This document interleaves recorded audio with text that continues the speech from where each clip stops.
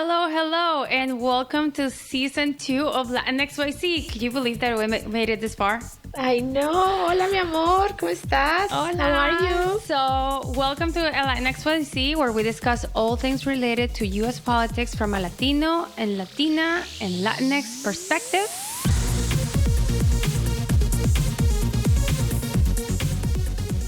Great to be back. And Yes. as of today, we just begun Hispanic Heritage Month, and we want to ask, what does it mean to us Latinos? What does that mean?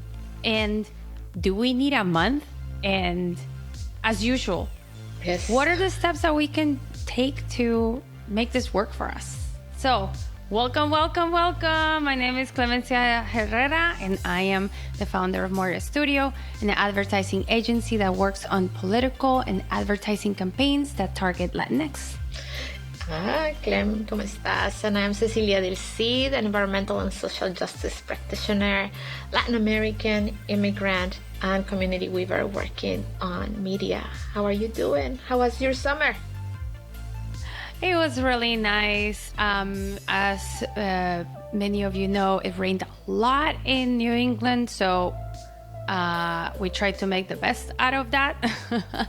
But it was really nice. It was relaxing. I got to see my family that I had not seen them in a while, so that was really nice. And yeah, how was yours? It was really good. I have to say I probably spent too much time inside. You always make plans that you're gonna be out there, you're gonna, but overall I think it's been a beautiful summer. I'm not prepared for it to depart. But here we are. I know. I can smell the fall in the air. It has a crispness to it. But I'll take the good, the apples, the peaches. I don't know about you, but to me, that word crisp, it drives me insane. It's like the crisp air. I'm like, ah. It's cold. It's cold air. But we now know that it gets cold there. So we're going to take crisp. Right. If anybody uses crisp one more time during the fall, man, can we find another word that's not crisp? It's chilly. Yeah, it's just this chilly air. I think it's because it's like drier, I guess. I don't know, but like, I don't know. It's like a pet peeve of mine. Like, I can't stand this crisp thing. So did we just like fry the air? Like, I don't know. Like, what's going on? There's a sharpness to it. So tell me, when we think of like, where you mentioned before, we're starting Hispanic or Latinx Heritage Month. Before it used to be Hispanic Heritage Month. It's still known officially that way. We have covered in the past here what is the difference between what does Hispanic mean and what does Latino, Latinx mean. Tell me, what did you learn about, give me a little bit of background. Share with me a little bit of what you've learned about where it came from and what we thought that it would be a good moment to begin.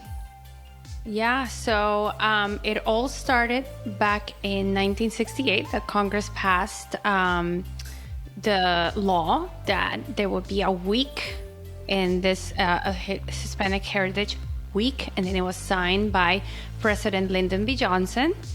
And this all started from a congressman from California, and he started the initiative saying that the Latinx community needed to be celebrated for all the things that they have given back to the American people. People agree with that, so that's great. And then Ronald Reagan later on made it a month. So then it became Hispanic Heritage Month. And the reason why it was decided that it would be around this time is that it coincides with several different independences from Central American countries, such as Costa Rica, El Salvador, Guatemala, Honduras, and Nicaragua. And then later on Mexico. Mexico is the 16th. Mexico is the 16th. So they just decided that that month would start around that time because of those independences. So it's, it's been a while. it's been 53 years. 50, yeah, it's 53 years. Back when I was reading up, and it went into law when there was like 1 in 25 people was Latinx. Then Ronald Reagan passed the month when it was like 1 in 15. Yes. Now we're 1 of 5. 1 of 5 is us. Yes. So how far have we come? I mean, and also, what, like, do you think that we still need this month? What do you think?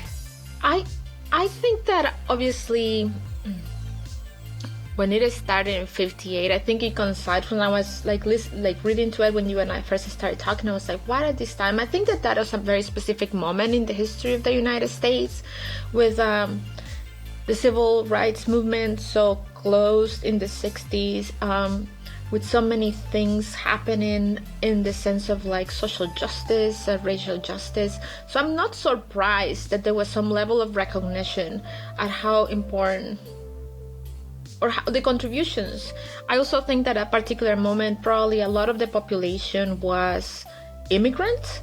Many of, if it was 1 of 25, we can expect that a lot of them were probably immigrant or first generation. I think now most of the community that identifies as Latinx, that has shifted from that Hispanic label or social identity, is probably born in the United States multiple generations into it, right? And this is the country that, of course, that culture that we now experience here has been influenced by all the cultures from the country, from our ancestors, our past generations, but it's definitely an amalgam of what it means to live as a Latino, Latinx in the United States. And I think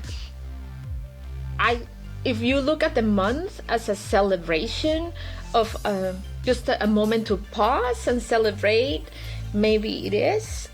It's a good thing. But if we think that this is the end all be all, a check box, like, oh, now we have seen you, we put a flag, or we are gonna do HHM, Hispanic Heritage Month, and like then October 15th comes and I've never seen you, none of my policies have changed. I think that we are much more aware of how we want people who are using these months to celebrate our culture to really actually show up. I think we're much more attuned on what is performative and what it is good, good, meaningful, impactful, campaign, Yeah, I fully agree, because it's like, we don't want this to become like Halloween, right? Yes. Halloween comes around, everybody consumes something, which is like some sort of a costume, or, I mean, don't get me wrong, I love Halloween, but it's like Halloween comes and you buy something, and then, you buy all this candy and blah, blah, blah, and then you do your thing, and then everybody forgets about it. So, and then it's like, so it's become a little like that, I don't want to name any names. And you know what? If you're doing anything for Hispanic Heritage Month, I am not going to knock you for it. But there are places that I've seen that only do Latinx focus events during that month. And it's almost like, did you check that box? Oh, guys, this month is coming up. We need to check that box. And then that's it. It's like, do you celebrate Hispanic or Latinx heritage any other month, at any other time, or when there's anything that actually is going on that highlights this community at any other time of the year? Do you also highlight it, or is it just like, do you just like schedule a couple of social media posts with some really nice picture and then call it a day? Or is it, how authentic and how disingenuous can it be, this month for brands and for, and hey, don't get me wrong, the LGBTQ community thinks the same, right? Yes. It's like Pride Month. Are you just like using Pride Month to elevate your brand? So are you just using the Latinx Heritage Month to elevate your brand? You know, just to say, hey, I'm with you guys. Like, hey, I hear you. So I'm just gonna put this up, this social media ad or this social media post, do some like, Latino focus event, bring some salsa over, and then, hey, I'm sure the hordes of Latinos are gonna start buying my product now. and I think that once again, just thinking back at what some of the topics that we've covered, like, and how we talk about systems of oppression, like when we think of like the LGBTQ or like Pride Month, it started as a riot, right? It was a protest trying to gain, and I think it's been a little co-opted by this materialistic and consumerism and capitalism way in which you begin to make it an opportunity for you to sell more to a specific target audience. I think Heritage Month can have any Heritage Month. There is Asian Pacific Month, there is like Black History Month, there is like, any of these Heritage Months can be really unauthentic, and I think communities of color are much more attuned now, and we know we deserve better, and so we expect better. We don't want the people who come knocking at us, like we said in our very first episodes of season 1, we are not anyone's booty call, right? We're not here just when you need us.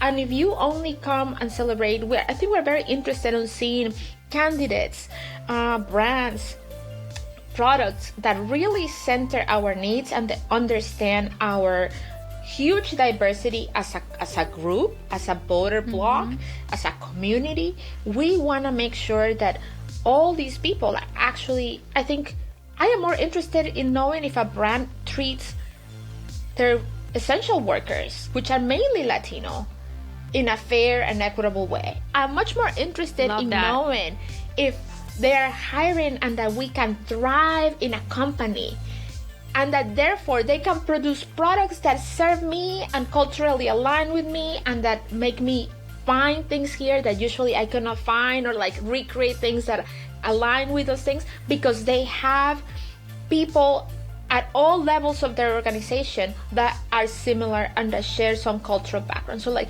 I think that as community, we are much more attuned to require that from, as I said, brands, politicians, representatives.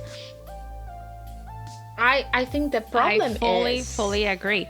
If there's a campaign out there and someone from their campaign manager or their press person, their media firm or whatever is Latino, then this is your time to shine, and for them to shine as well, and to show, that you're doing your part to have them be heard. Because like, if you're actually targeting Latinos as a campaign, guess what? You need Latinos in your campaign too. Yes.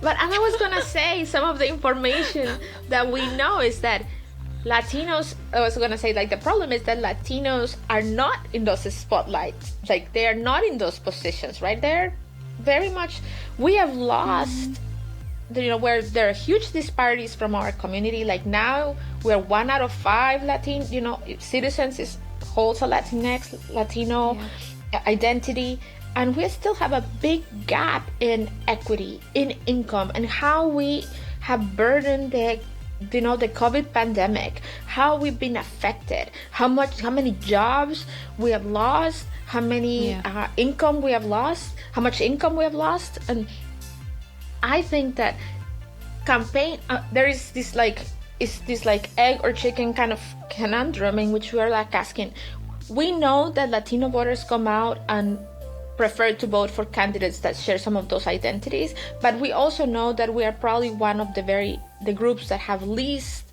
representation in government. And here's the other thing. This whole Hispanic Heritage Month, it feels a lot of they are celebrating us. We're not, it doesn't really feel like we're taking ownership of this month. Like, I mean, please, if someone knows and please wants to correct me, let me know. But I don't see Hispanic Heritage Month parades. I know there's a Puerto Rican parade, I know that each country celebrates its own independence in one day. Like there's a huge celebration here in Boston, and I know when I lived in Miami, same for the Colombian independence. But there's no particular like, hey, look, we're gonna celebrate our own heritage. What does that even, mean to us? Like us not even taking ownership of this month, does that just mean that we just don't feel like it is authentic, or does that really speak to our divisiveness as Latinos? Like, are we not being able to come together and celebrate our whole full heritage as it is? What is it? Why is it that we're not actually asking of ourselves to take ownership of this month and actually celebrate? And hey, maybe we don't need to do any sort of celebration or party or anything, but maybe we need to take advantage of this month and maybe teach what Americans more about our culture in some other ways, or take initiatives that start this month to advance Latino rights, or anything to do with that. I don't see that much organization around that, and I wonder why that is. In my experience, I've only seen kind of that ownership, for example, in higher education, when you have groups of Latino students who like put program together for themselves. They center it, they want to celebrate it. That's kind of a small example. And the larger scale, like national, like saying, I don't think I have seen. I obviously didn't live in a big city before. This would be kind of my first one post-pandemic that I am closer in a city. But where I used, in Western Massachusetts, where I lived before, there was like a Latino festival around this time of time, kind of in the fall. But I don't think it was never I didn't associate it as much with the Heritage Month as I did it with there was a town that was had a founders festival, and somehow it got associated. So I think your question is really valid. I think that some of the recommendations I've seen from advocates or from people on the ground is yes, let's use this month to use it as a launch pad for a whole year of really thinking about how do we engage the Latino, Latinx community, the Spanish-speaking community. Also, I think you hint to some things that are very real. We are a group that is under this imperfect umbrella on these terms, right? Hispanic doesn't refer to race nor ethnicity, it refers to the language we speak. It could be people from Spain. It could be. Then we have Latino, Latinx, which are more the people that were celebrating independence against. Yes. And also I think when we think about, our processes of independence, like in our own countries, right? Who was leading those independence? Was it the original peoples in this continent, or was it the descendants of those, colonizers who colonizers wanted to get, wanted to claim that, that independence from the colon, liberate themselves from the power. So I think that you are asking very important questions in how do we use it? What do we do with these? And if I think politically, and I think about how little investment there is, and if I think about how close we are to some elections this year, they're happening in November, some not the midterm, but some primaries and some other smaller officials, which are very important. And we also think about how much work has happened this year in the kind of interruption to our voting rights, our what is the word? It's escaping me right now. Voter suppression. And so we think about, which we talked about in another episode.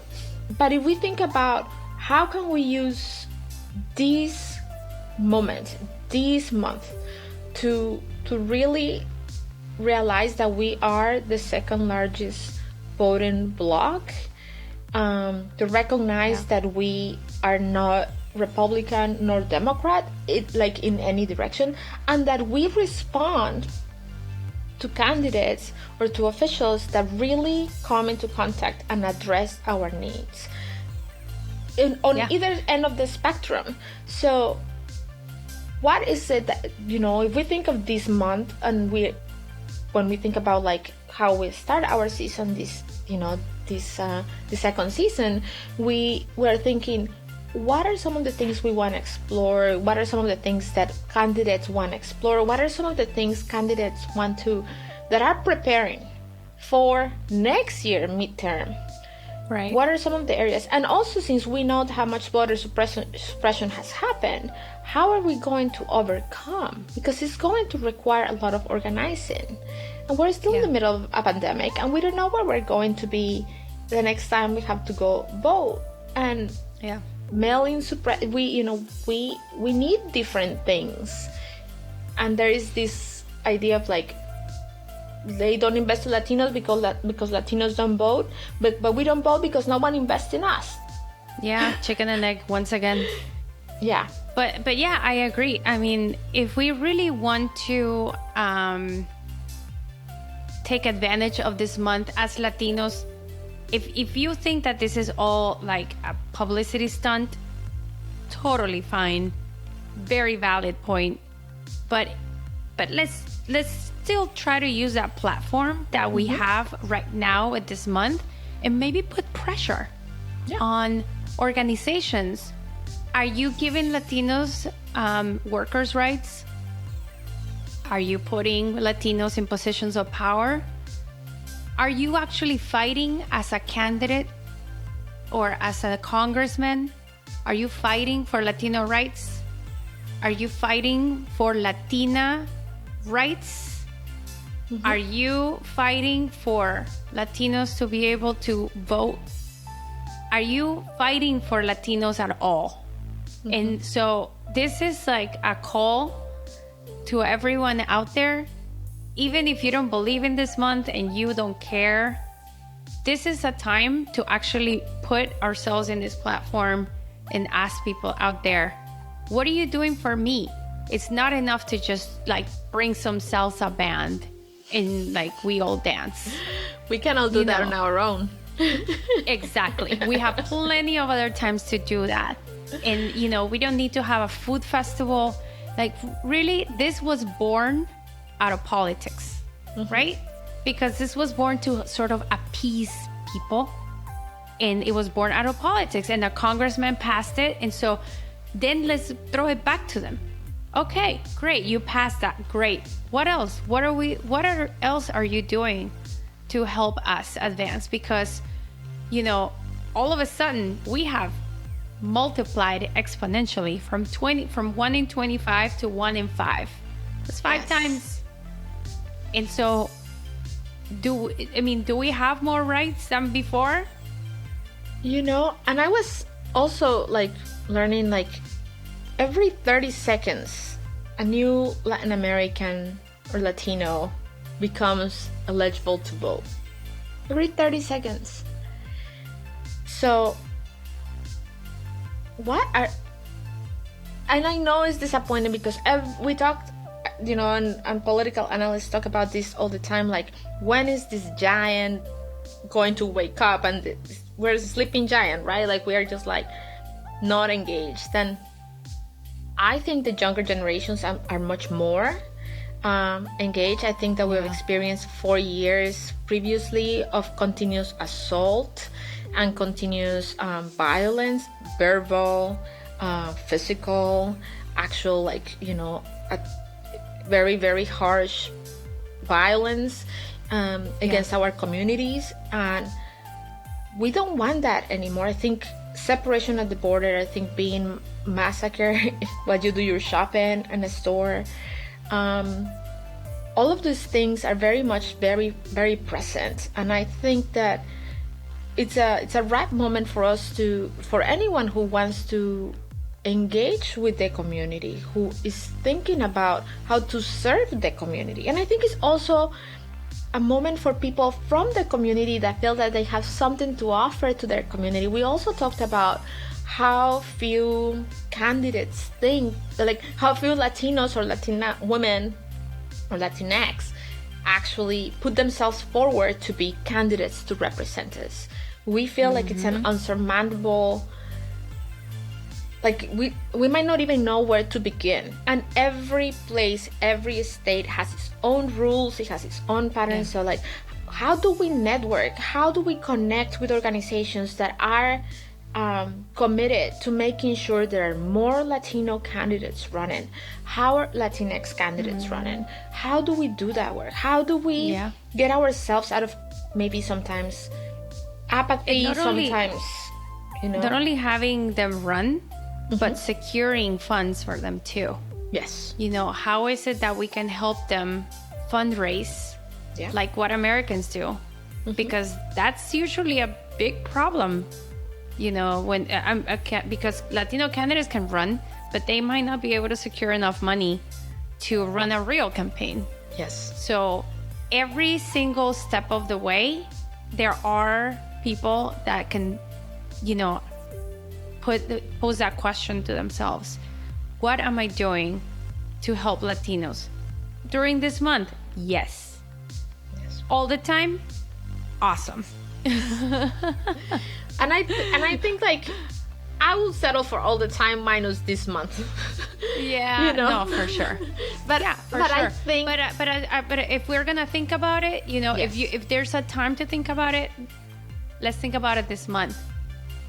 But then maybe we can use this month to create plans.